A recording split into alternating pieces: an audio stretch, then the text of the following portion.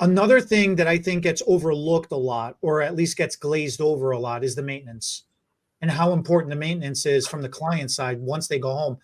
We spend so much time trying to figure out the best way to do it, but we have to understand over the lifetime of how long these extensions are going to live, 2 months, 3 months, in some cases, even longer. We are only with the client that one day. We might see them in between every 6 to 8 weeks for a color, a blow dry, a haircut, or something. That client is home every single day with themselves 24 hours a day.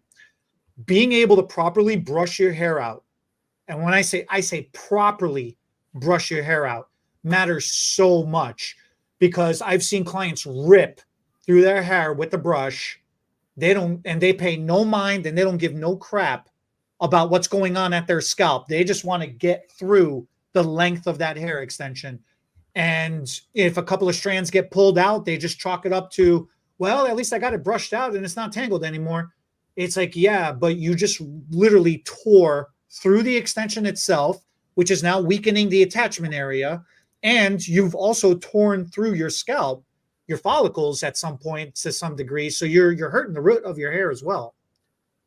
But man, when I see people not taking care of the maintenance side of things, that gets me going just as much.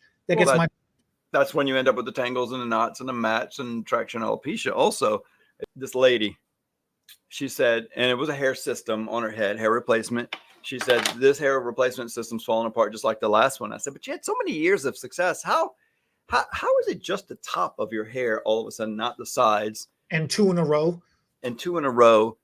I said, Miss Lisa, after I shampoo your hair, I'm going to have you brush out the tangles. I want you to show me, let's just start with a starting point. Maybe it's in the styling, maybe it's in the living, maybe it's in the wild sleeping that you not even aware of.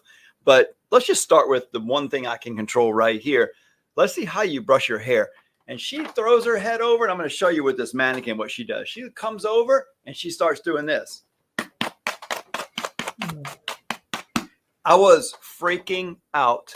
She leans over like this, and she just starts going. It literally sounded like this.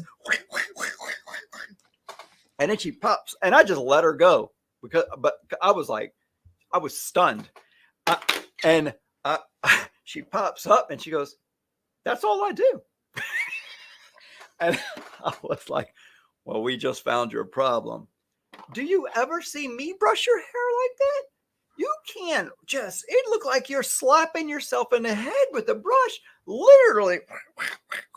And she said, it's just real light over the surface. I said, I can hear the bristles hitting your head.